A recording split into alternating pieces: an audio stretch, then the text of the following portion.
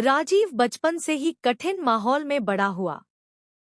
पिता शराबी, माँ हमेशा मार खाती और घर में गरीबी। कम उम्र से ही उसने चोरी, लूटपाट शुरू कर दी। धीरे धीरे छोटे अपराध बड़े अपराधों में बदल गए। एक दिन उसने गलती से एक व्यापारी की हत्या कर दी।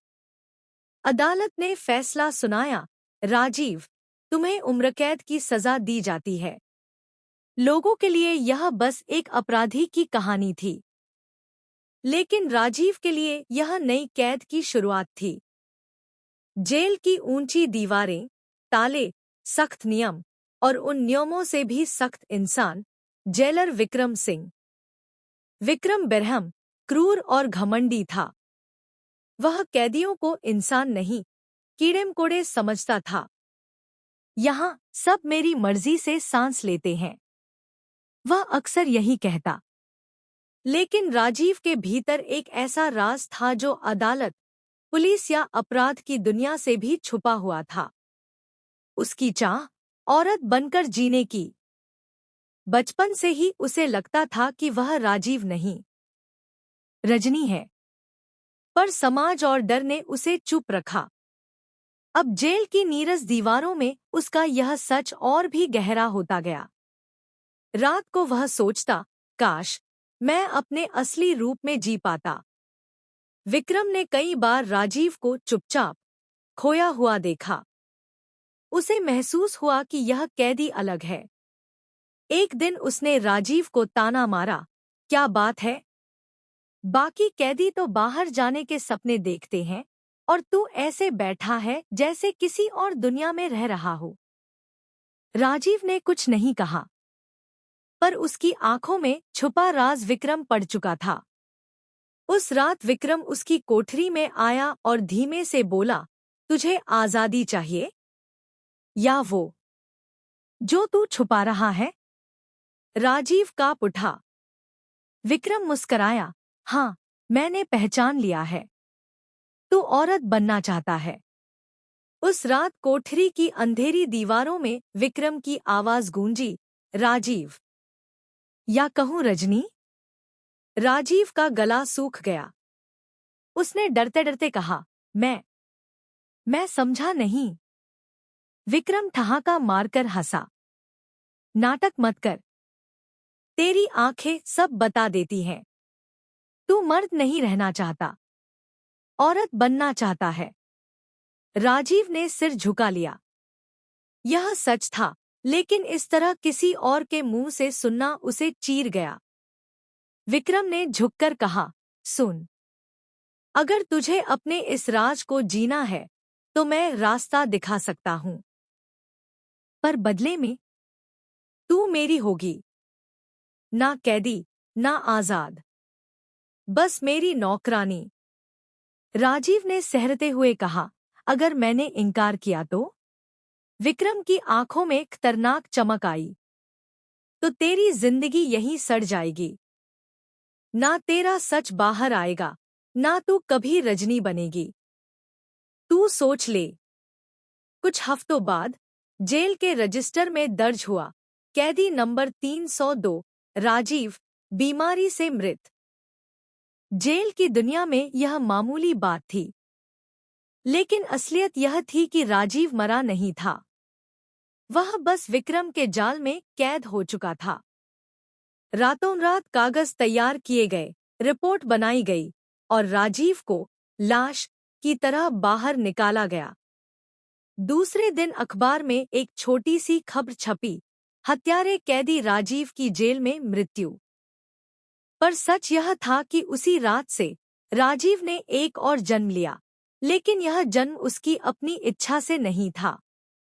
विक्रम ने उसे अपने सरकारी क्वार्टर में रखा।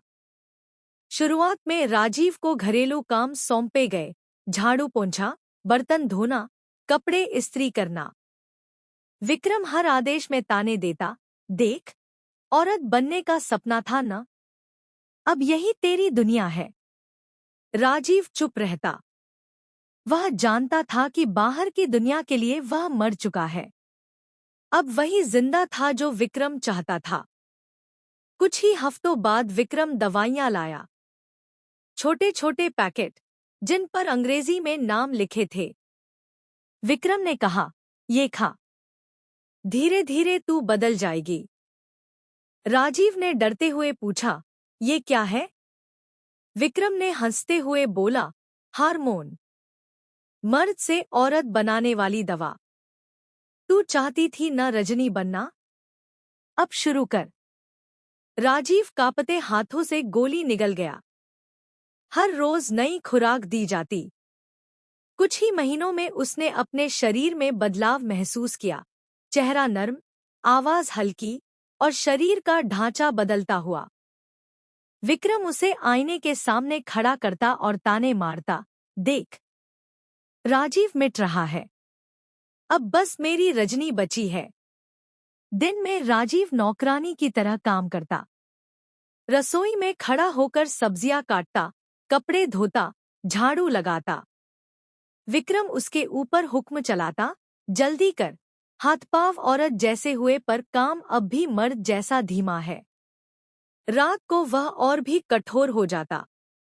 राजीव समझ गया था, अब उसकी जिंदगी दो हिस्सों में बनती है, दिन की सेवा और रात की मजबूरी। हर सुबह उठते ही राजीव आईने में खुद को देखता। उसका चेहरा बदल रहा था, लेकिन उसकी आंखों में वही कैद थी।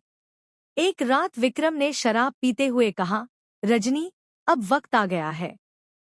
सिर्फ दवाइयों से औरत नहीं बना जाएगा। सर्जरी होगी, पूरी तरह। राजीव हक्का बक्का रह गया। सर्जरी? मैं तैयार नहीं। विक्रम ने मेज पर हाथ पटका। तू तैयार है या नहीं, ये मायने नहीं रखता। मैं चाहता हूं और यही होगा। उस रात राजीव देर तक जागा रहा। वह सोचता रहा, क्या मैं सचमुच रजनी बन रहा हूं या सिर्फ विक्रम की बनाई कठपुतली हूं? विक्रम को अब राजीव पर पूरा कब्जा हो चुका था। जेल से बाहर निकालकर उसने उसे रजनी बना दिया था, लेकिन उसका मन अब भी कहीं गहराई में राजीव था। विक्रम यह अच्छी तरह समझता था, इसलिए उसने तय किया, अब उसे पूरी तरह बदलना होगा, ताकि वापसी का कोई रास्ता न बचे। उसने अपने अंधेरे रिश्तों का इस्तेमाल किया। पैसा, सत्ता और डर के बल पर उसने ऐसे डॉक्टरों को खोज निकाला जो बिना सवाल किए काम कर सकते थे। कागजात नकली बनाए गए, नए नाम से, नई पहचान से। अब राजीव का कोई अस्तित्व नहीं था, सिर्फ रजनी बची थी। एक रात विक्रम ने कहा, तैयार हो जा, कल सुबह हम शहर से बाहर जा रहे हैं। राजीव, अब रजनी, चौंक गया। क्यों? कहाँ? विक्रम ने ठंडी नजर से देखा। तेरी जिंदगी का असली मोड़ आने वाला है। अब तू पूरी औरत बनेगी। रजनी का दिल जोर जोर से धड़कने लगा। वह डर और चाहत के बीच झूल रही थी। यह वही सपना था जिसे वह बचपन से चाहती थी। लेकिन अब यह सपना उसकी अपनी मर्जी से नहीं, बल्कि किसी और की बेड़ियों में पूरा हो रहा था। अंधेरी रात में एक पुरानी कार अस्पताल जैसे दिखने वाली एक इमारत के सामने रुकी। यह कोई सामान्य अस्पताल नहीं था। यहाँ न बोर्ड था, न भीड़, सिर्फ अंधेरा, सन्नाटा और डर। अंदर ले जाकर उसे एक ठंडी मेज पर लिटा दिया गया। डॉक्टर ने कहा, सारे कागज तैयार हैं। मरीज का नया नाम, रजनी। विक्रम दरवाजे पर खड़ा मुस्करा रहा था। याद रखो, यह मेरी है। जैसा कहा है वैसा करना। रजनी की आंखों पर नकाब चढ़ा दिया गया। आखिरी बार उसने सोचा, क्या मैं सच में वही बन रही हूं जो मैं चाहती थी, या मैं अपनी चाह की भी कैद में हूं? फिर अंधेरा छा गया। कई दिन बाद जब उसने होश संभाला, तो अपने शरीर में एक गहरी थकान और भारी बदलाव महसूस किया। आईने में झांका तो उसे लगा मानो एक नया चेहरा उसे घूर रहा है। वह सचमुच रजनी बन चुकी थी। विक्रम पास खड़ा हंस रहा था। देख, अब वापसी का कोई रास्ता नहीं। राजीव मर चुका है। अब बस मेरी रजनी है, मेरी जिंदगी भर की नौकरानी। रजनी के चेहरे पर आंसू बहने लगे। उसका सपना पूरा हुआ था, लेकिन यह सपना किसी और की कैद में जीने के लिए था। दिन बीतते गए।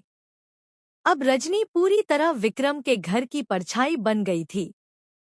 वह औरत की तरह कपड़े पहनती, काम करती और समाज के सामने वही रूप दिखाती। लोग उसे विक्रम की घरवाली मानने लगे। लेकिन सच्चाई यह थी कि वह न पत्नी थी, न साथी, सिर्फ एक बंधुआ आत्मा। रात को आईने में देखती और सोचती, काश मैं सच में अपने लिए जी पाती।